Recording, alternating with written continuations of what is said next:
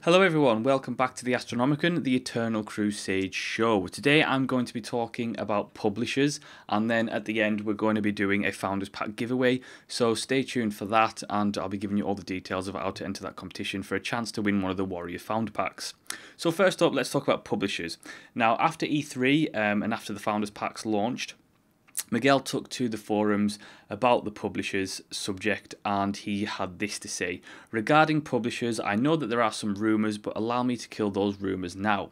Until we say otherwise, we are self-publishing Eternal Crusade. Yes, thanks to you and the positive result, we have now more of an argument to make. Sure, we find the best partner for you with the best value. We are still talking to all of them, but on our terms. Our meaning both yours and ours. So even if you see some media saying that we are published by X, Y, and Z, it is not true. It's called creative journalism.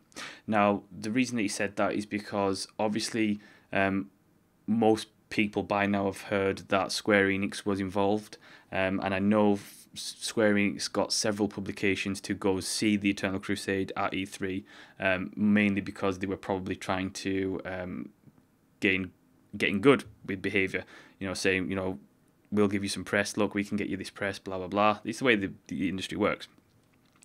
Let's talk about Square Enix first, specifically. I'm not a big fan of Square Enix as a company and as a publisher. I'm not a big fan of Square Enix Japan especially. Square Enix of America are a bit more lenient on things, but Square Enix Japan tend to be a bit tight-fisted. The reason that I don't like Square Enix as a publisher, first and foremost, is a bit personal because it's regarding YouTube. The reason is that they don't like game footage of their games on YouTube. Now, officially, as they say on their official website, it goes by a game-on-game basis, but that isn't technically true. It's more, the bottom line is they don't like gameplay of their games on YouTube, and they have a tendency to take them down. Now, this is in somewhat the opposite of what behaviour are intending with the Eternal Crusade, because at the end of the day they're trying to make a game for gamers, and they want you to post videos of your gameplay footage of you making an awesome kill or footage of an awesome battle and share it and get more people involved. Square Enix won't allow that.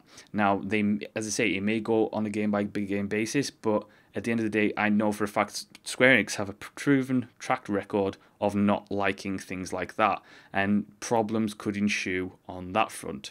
Secondly, Square Enix have a problem with interfering with game development, and they have a problem with interfering with content. Now, this goes for publishers across the board, really.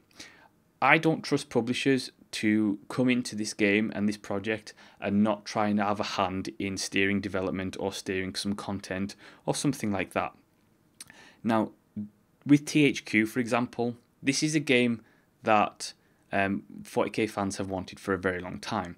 And when THQ went under, it was a very, very sad day because we knew that the Dark Millennium MMO was in production, etc., etc. And the thing is with THQ had earned trust over time. You knew with THQ that the 40k IP was safe. You knew that when THQ came out with a 40k game, you knew that game was going to be of good quality, it was going to be true to the IP, and you were in for a good time. Now, with any other publisher, I can't make that same statement. I can't. And the fact is that Behaviour have spent a long time now building up trust between the fans and the developers, with no marketing firewalls, etc., etc. And it's like I say, trust takes a long time to build up, but it takes moments to break. And a publisher coming in could break that trust. And I don't mean just by getting a publisher that could break that trust. I mean, a publisher could come in and then try and affect change in a certain way or act a certain way to the fans, the gamers, the people who cover the game, and then that trust could be broken. And essentially, a publisher could come in and ruin, all the work that Behaviour have put in so far. Ultimately, I think that the game should be self-published. Again, we don't know the facts and figures of the Founders Program. We don't know how successful it was financially. We don't know how successful it's going to be long-term financially, so we don't know. But all I will say is this: if you know that you can self-publish it, self-publish it. The reason being is that you have full control of what's going on in all aspects. You may even if you get a publisher, you may have full control of the game and the game's content, but you don't have full control of what's being said officially, because at the end of the day, a publisher represents you officially, and a publisher could do anything, and you don't know what that is. Self-publishing, you're in full control of that. Yes, get marketing partners to help you market the game, but with a publisher, it's a different kettle of fish there. And I think that if you have the capabilities to self-publish, do it. At the end of the day, they're making a game for gamers. They're making a game for 40k fans. Now, a recommendation of a gamer is far more weighted than a publisher's advertisement. And it comes back to, it's the basic business principle. Recommendations, customer recommendations are better than an advert every day of the week. Someone telling me, another gamer telling me that game X is fantastic and I should play it, that is a far more weighted advertisement to me than a publisher showing me a 30-second advert. That is just the way business is. That's the way recommendations work. That is business 101 for anyone who understands business and advertising and marketing. And at the end of the day, you should get, it works for you. You building a game for gamers, that game then becomes the gamer's baby. The gamers love that game. They're going to market it for you anyway. They're going to put it on Reddit. They're going to put it on social media. They're going to put it on YouTube. They're going to put it on every site they can because they're playing it and they love the game. That in itself is its own marketing. That's priceless marketing. And I think that if you can self-publish, you should. Get your community manager. You need more. Get some marketing partners. Get your community manager to market the game for you.